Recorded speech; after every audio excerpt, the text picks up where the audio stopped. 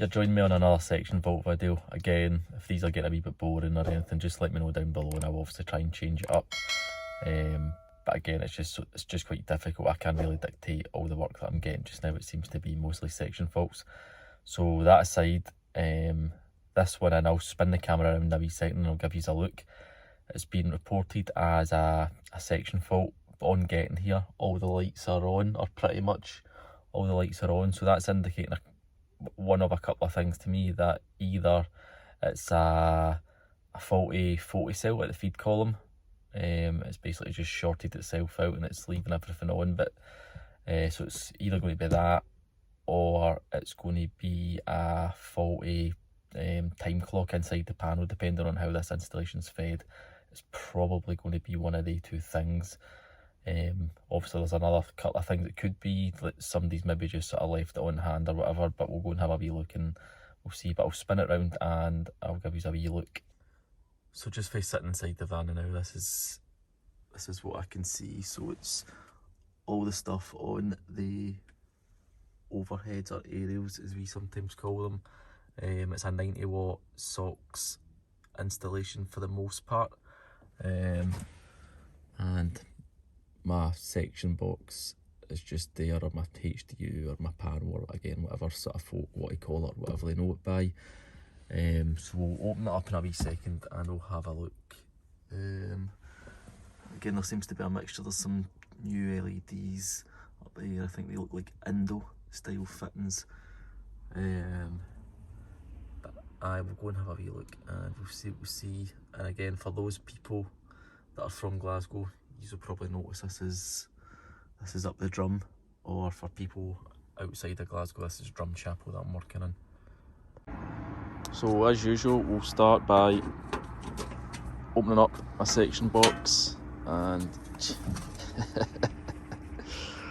ah man, it never actually fails to surprise me how bad some of this stuff is. So I'll sort of pan round it and you can all sort of have a look. So straight away that time clock, the face of it isn't lit up, so straight away that's telling me that the time clock's faulty here. But that's sort of minor in comparison to some of these other issues here. So that's just been bridged across there with that sort of live there. Obviously there's that common issue with the wee plate of the neutral and earth bar there, because that's what a TNCS or a PME, however you want to call it. You can see obviously back in the day somebody's left this wee link here. This is what they would have done to short out the photocell. Photocell flex there, so somebody's just left or they've just used the earth as the switched live. So this cable doesn't even have a...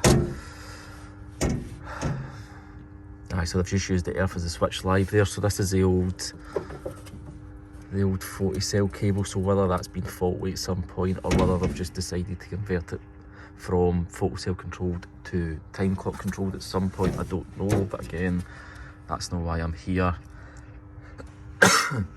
And I've not even bothered mounting that with a wee plate on it. So I usually keep a stock of a couple of them in the van. So this will be a good wee video for you. I'm going to mount that and program it, and I'll show you me doing that. I don't think I've done that in any previous videos. I remember I recorded one a while back, but the footage didn't turn out great and it was just wasn't really worth uploading. But I'll go and get my kit all organised and then we'll talk through installing this, alright?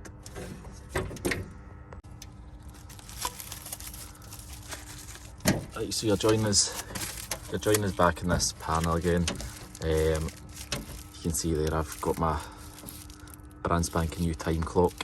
I'm going to mount it up in that corner there. I'll obviously put the wee DIN rail on and secure it just so that it's got a decent sort of fixing and stuff like that. I know it's sort of damage limitation with this panel, but I've got a wee 20mm stuffing gland or a TRS gland I'm going to stick there as well, just so that you can secure this panel back over and you're not going to be able to poke your fingers in there and potentially touch anything that you shouldn't. Obviously I know that that's there and that's obviously a bigger issue than that, but I'm going to obviously take pictures, do what I usually do, and notify the people in charge basically, and just obviously let them know that that's obviously quite dangerous. But I can only do sort of so much here today. It's not as if I've got any spare fuses, otherwise I would even just put in like the fuse carriers minus the fuse, just in case obviously they're out for a reason. But so I'll crack on. I'm waffling a wee bit here, but I'll switch off at the hand switch. I'll just disconnect this here. I'll feed my gland through, and then I'll sort of put it all back together. I don't actually have any 4-core flex in the van, but there's obviously on this there's no facility to earth it, but it would obviously be nice to have the earth there. So again, I'll notify the client of that this should be done with a 4-core. But I'll crack on, and I'll obviously mark my switched live up as a live and not just leave it as an earth.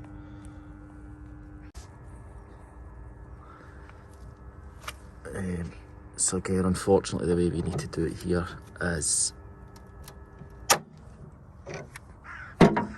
do that, basically to switch my hand switch off. I'll go and grab my test lamps now actually, and I'll just obviously prove dead here, but I know that is dead. Everything's went off here, but I'll just do it for my own peace of mind, and it means I can work in that safely. Right, so I've gave that a once over with the test lamps. I've proved that that's dead. I'm satisfied to work on that. I know that obviously because I'm working at the panel here, it's not as if anybody's going to come up and energise this when I'm not looking and potentially gives a belt. So I'll start by just disconnecting this old one, in case I forget to do it when I'm connecting it up. The way they normally always have it here is your brown is just going to be your sort of your permanent,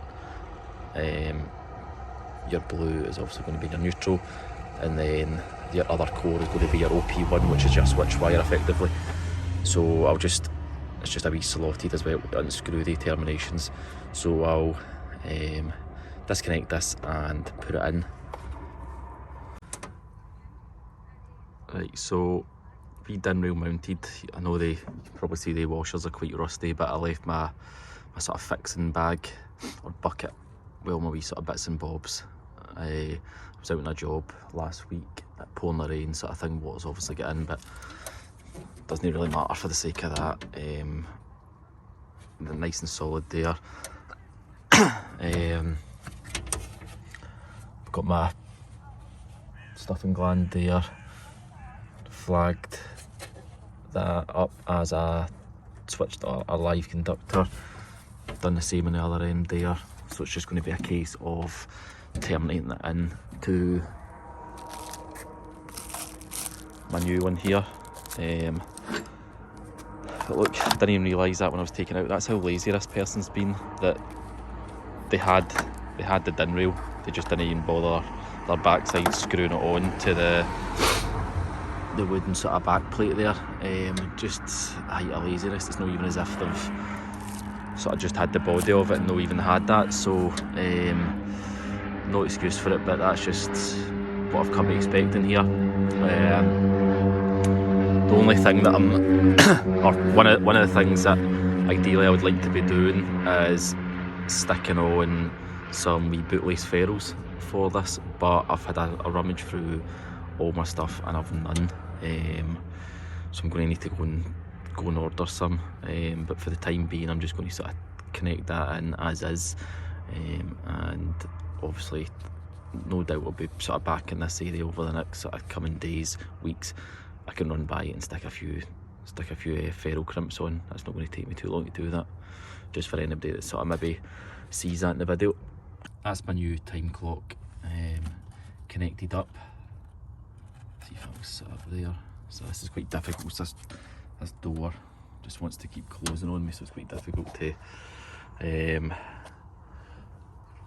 my... So the quick way of just confirming if this is so the quick way of confirming if it was in fact the time clock that was causing the issue here, for it to sort of burn 24 or maybe even sort of do the reverse of what it should be doing, is as soon as I put this hand switch on, this face should just illuminate, and then obviously everything on the street shouldn't be on until I program it.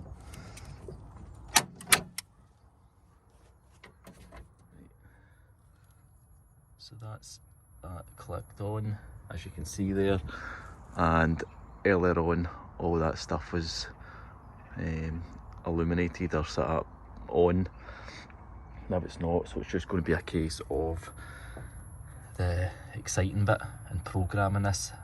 So for anybody that hasn't seen how it's done before, it might be quite interesting. For those who have, you're just going to be seeing it again. Maybe you've done sort of different variations or generations of this, because there's a few of this type. There's like the older style. This is one of the sort of newer styles of it. So I'll program that for you just now. So now I'm going to run through the program of this, but I'll zoom in to this just now. I'll let you guys pause it if you want to have a read through it, or take a screen grab or something like that. But it's pretty straightforward. Let me see if I can get that wee lid open. That's the hardest bit of this sometimes, is opening this wee lid. Again, one-handed. Right, there's that opened. So when I'm installing these, I usually put a bigger loop of flex on, so that I can effectively sit my time clock up on top of my section box, and I can do it with a bit more comfort, a bit more ease. But instead of sort of messing about with the inside of this panel anymore, I'm just going to reset it down here. So hopefully you can see this. I'm going to go through it as best I can for you. So to get access to your time clock, to even program the settings, you need to press program. I'm a bit footery with gloves on, and then the OK button is what moves the numbers. You can see that sort of flicking there. That's not really doing that. That's just because it's through this phone. So it's the first digit's 4, so it's 47 to get into it. So then program always moves it over to the next one.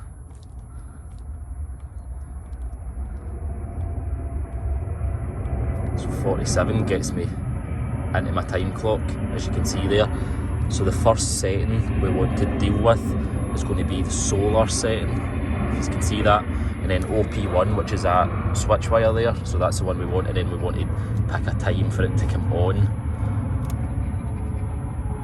So, and then obviously down the bottom of that there, you can see like it says Monday to Sunday, so we obviously want it to work every day of the week. So say we want it to come on at about times it get dark. Just for talk, I'm going to go through this quickly, and then I'll double check what I usually sort of set them at. So say 3:30, it gets dark about 3:30. So all the days of the week, yep. And it's just going to be a case of flicking all the way through this till we get to solar set off on the OP1 setting.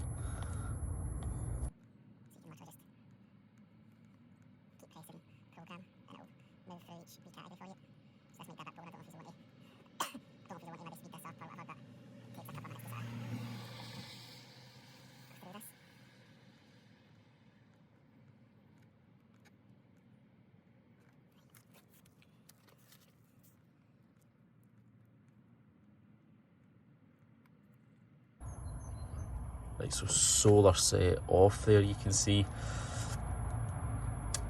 So we want to say times it start getting light, say even, again I'll maybe go through this, but say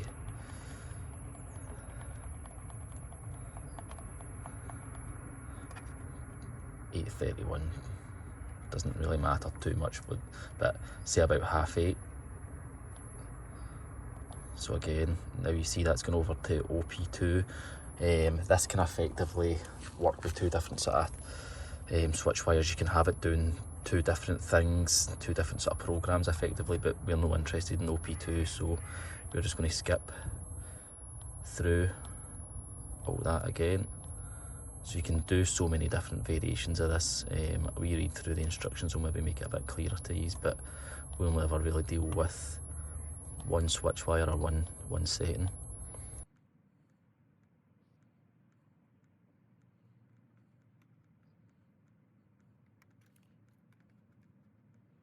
Right, so that's us pretty much through all this now. So you just confirm the year, which is 2021. It's December. It's the 13th today. I'll need to pause this just to confirm the time. So that is the time at the minute, so I'm happy with that. And then all these wee settings here. So you're seeing it's saying the latitude north. So up the top there it's sort of pre-programmed settings for this area anyway, so we just go through all that stuff.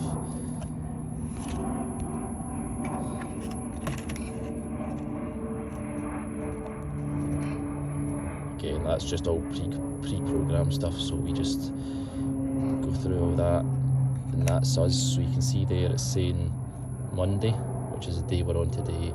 That's the time we're on just now, and then it's going to just be pressing manual.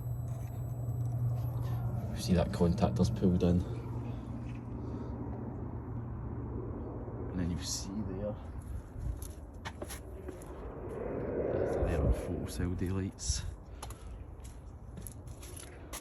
and then you see there that they've come on. So what I'll do is now just obviously press that again.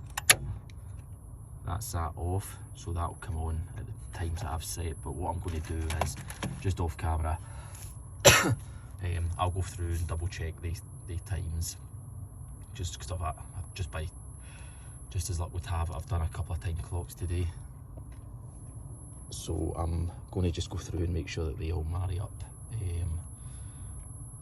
just to the same times, and make sure that that's sort of roughly what they should be at. So another thing that I like to do, and I don't always show up my videos, particularly when I'm installing new components like time clocks and new electronic gear basically, is stick a date on it. 13, 12, 20, 21. Even stick my initials on it, just so that should the client want to come out and check that it's done, they can see that that's done there, sort of thing. It keeps me right. It just I think it just sort of looks a wee bit better should my work ever be checked, that they know I've been out here and done exactly what I've claimed that I've done. Now you can see that's mounted on that DIN rail, and I've closed this over. It's obviously a bit loose just because it's been sort of tampered with in the past, but at least I've sort of closed that part. And like I said, I'm going to raise that to the client that that's obviously quite dangerous, and whether they get in touch with Scottish Power or the DNO to come out and sort of do what they need to do there. But that's this one done. Obviously there's one or two wee things that I would ideally like to have done differently in there. Again, sometimes with the time clocks, if you can get them sort of mounted inside your panel, it's obviously a wee bit better, obviously just because you'll not have any single insulation in here. But obviously this is a enclosure that's got, or it's controlled, or it's opened by sort of a tool, so it's obviously fine to be in there single insulation, but sometimes if you can, you sort of put them in there. But I'm happy with it there. Or you can have like a wee enclosure for that, so it's just like a wee consumer unit, just like a wee sort of garage board or something like that you can put up there. But again, this is how I've been instructed to do it, so we'll leave it that way there. Again, for anybody that's interested, there's another wee scan of the information on this, and I'll sort of dispose of all this stuff, lock everything up, tidy all my stuff up, and get on with my next job. Actually, just before I go, I always keep a spare one of these in my tool bag, just in case for whatever reason I have one of the moments and I forget how to program it or anything like that. So I'm just going to leave that up there, and that's just as a wee spider webs, just a wee courtesy for the next spark, just in case they have that same issue. They're maybe no sure, or maybe it's an apprentice that comes out and sort of does it, so that's there for them. I shall lock this panel up and I'll get on my way. I thought I'd just jump back in there before I end this video, just to let you guys know, for anyone interested, that I did go back and adjust the times of that time clock to the stuff that I've sort of previously done that day. So the times were for it going on was 4 PM, and for going off was around 9 in the morning sort of thing.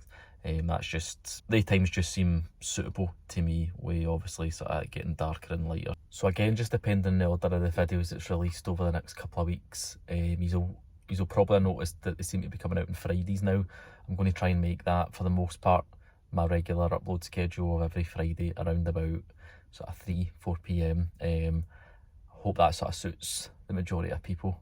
I hope that suits the majority of people, but again, just depending on the circumstances. It might not always be as regular and as clockwork as that, but I'm going to aim to try and get a video out every other week from sort of now moving forward, obviously just that the channel's progressing. And with the order of things coming out just now as well, I've got another couple of videos in the sort of pipeline that I'm wanting to do. One of them's going to be on sort of a tool bag tour. Again, just let me know down below if that's something that's going to interest some of these.